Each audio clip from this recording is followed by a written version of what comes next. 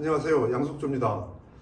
제가 미국 네브라스카 주립대에서 보험 계리학하고 파이낸스를 전공을 했는데 우리나라에는 보험이 운영이란 파트가 거의 없죠.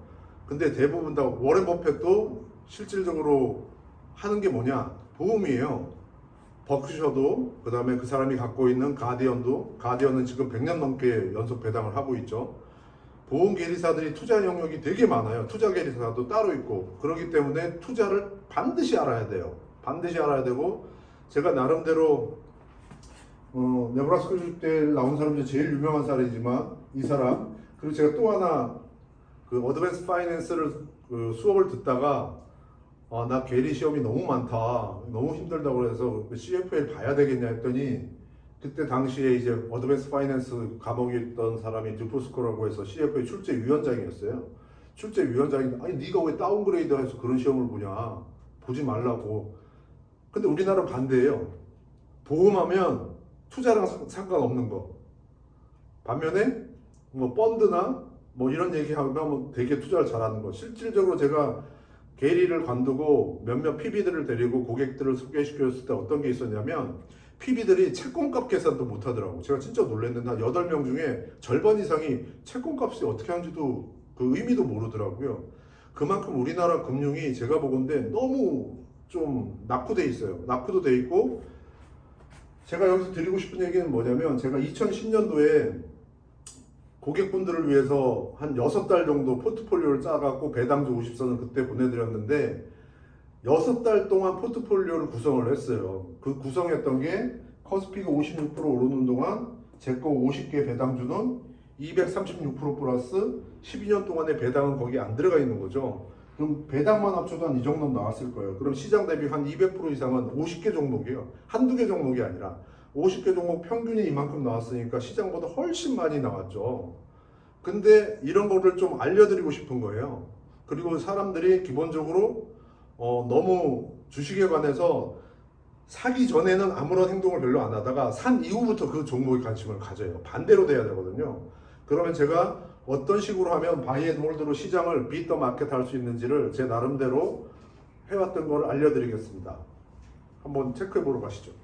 시장에서 주식 투자하실 때 보면 사람들이 대부분 다 사업보고서 한번 안 읽어보고 이거 좋으니까 한번 사발해서 사고 그리고 마음 졸이고 이러신 분을 여러 번 봤는데 이익을 보려면 뭐든지 자기 나름대로 노력이 필요해요.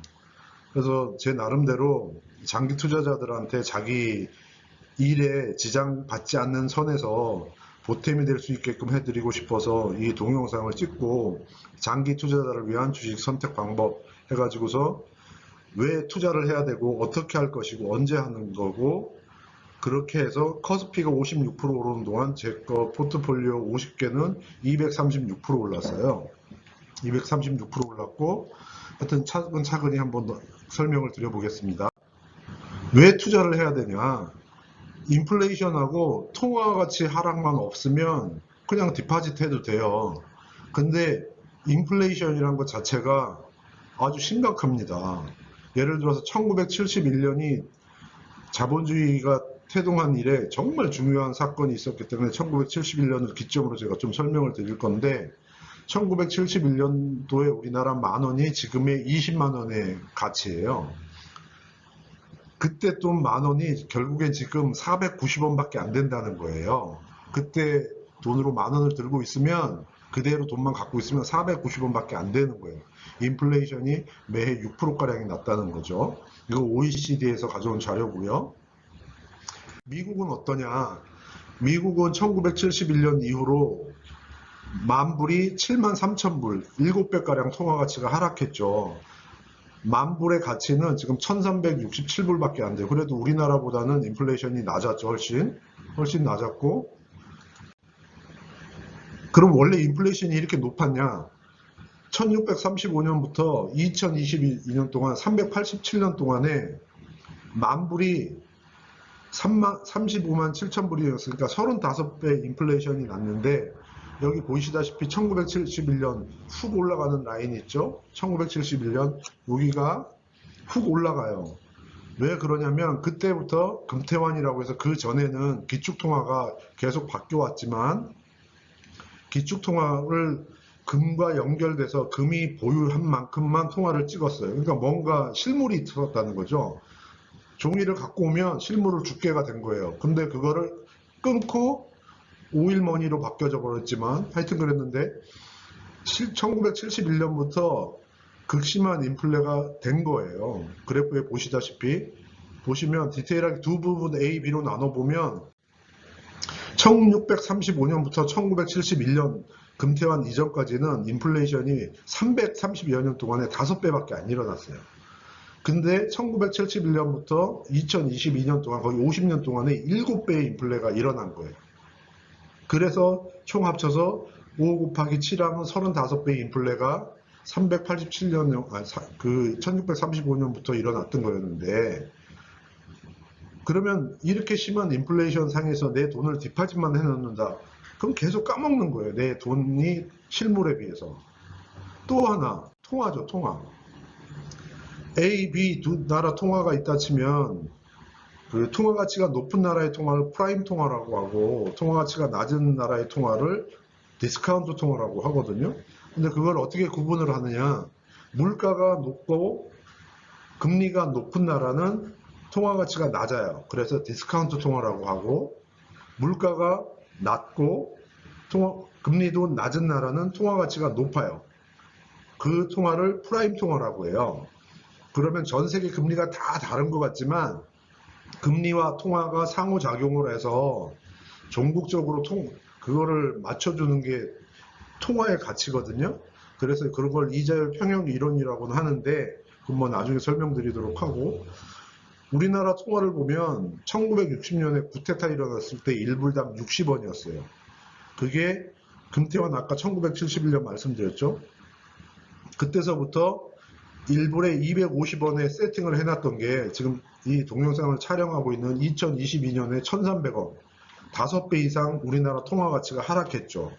그러면 글로벌 관점에서 보면 어때요? 우리나라 통화 가치는 통화 가치가 되게 떨어졌고 물가도 그만큼 되게 올랐어요. 그러다 보니까 어떻게 해야 돼요? 더욱더 글로벌 관점에서 인베스트를 해야 되는 거예요. 그렇지 않으면 통화 가치가 내려가는 거고 실질적 내 자산은 내려갔다는 뜻이에요. 그래서 투자를 해야 되고, 투자를 해야 되는데 그럼 어떻게 하냐? 파레토 법칙이 여기도 저는 적용이 된다고 생각해요. 제가 생각하건데 투자를 잘 하려면 사기 전에 20% 정도 옆에서 이거 사보래. 괜찮대. 그래? 뭐 살까 말까? 이렇게 20%. 나머지 80%는 사고 나서 안절부절인 거예요. 내려가면. 좀 올라가면 조금 올라가도 얼른 팔려고 그러고. 근데 그게 아니라 80%를 사기 전에 리서치를 하고 사고 난 이후에 20%는 뭐 동적 다이내믹 그 리밸런싱을 할 건지 아니면 뭐 수동적으로 리밸런싱을 할 건지는 알아서 정하되, 매수를 한 이후에는 그냥 20% 정도 관리하는 정도. 매수하기 전에 80%의 리서치를 하는 게 여러분들이 승리하시는, 이길 수 있는 그런 투자법일 거예요. 그럼 여기에서 제가 A, B, C, D 주식 투자의 3가지 핵심 요소와 장기 투자에 적합하지 않은 주식, 개별 주식 분석 방법, 최저 종목 선정과 리밸런스 이런 걸 해놨는데 B가 제일 중요해요. B가 제일 중요한데 차례대로 설명드리고 C와 D는 시간 관계상 아마 패스할 수도 있습니다. 먼저 제가 생각하는 주식 투자의 3가지 핵심 요소예요. 첫 번째, 제가 주기율표를 갖다 놨는데 피리어드 테이블을 왜 갖다 놨냐면 모든 것은 다 원자들의 합으로 이루어졌죠. 분자가 돼서 된 거고, 우리 피도 한 9천여 개의 적혈구 하나에 9천여 개의 분자가 원소가 모여서 한 개의 분자가 이루는 거고, 태양에 있는 그 핵이 수소와 헬륨 간에 서로 핵폭발을 하는 거고, 이런 하나하나 모든 것들이 일반 잡상식이 좀 많아야 돼요. 잡상식이 많아야 되고, 크랭킹 과정, 정유 과정이 어떻게 되고, 그 다음에 반도체 만드는 과정은 어떻게 되고, 방막을 어떻게 입히고, 포토레지스트는 어떻게 하고, 이런 것들 상식이 좀 되게 많아야 돼요. 뭐 단백질이나 뭐 지방이나 혹은 탄수화물이 결국에는 나중에 다 합쳐져서 그 ATP로 들어가기 전에 코엔자임 A로 다 변환도 될 수, 이런 상식 같은 게 좀 많아야 되는 게 첫 번째예요. 두 번째는 그 기업이 뭘 하는지를 알아야 되기 때문에 사업보고서도 꼭 읽어봐야 되는 거예요. 근데 사업보고서 읽어보는 사람 거의 못 봤거든요. 그리고 세 번째로가 분포인데 사람들이 차트를 다 보는 이유가 분포에는 크게 두 가지 분포가 있어요. 정규 분포 혹은 뭐 포화송 분포 이런 식으로 분포가 알려진 것들. 평균과 분산이라고 하죠. 그걸 이제 Deterministic Distribution이라고 하는데 분포가 알려진 거예요. 근데 담배 연기라든지 혹은 뭐 물에 물감을 떨어뜨린다든지 주식, 주식 혹은 통화, 채권, 가격 이런 것들이 전부 다 어떠냐면 스타캐스틱 프로세스라고 해서 평균과 분산이 계속 움직이는 거예요.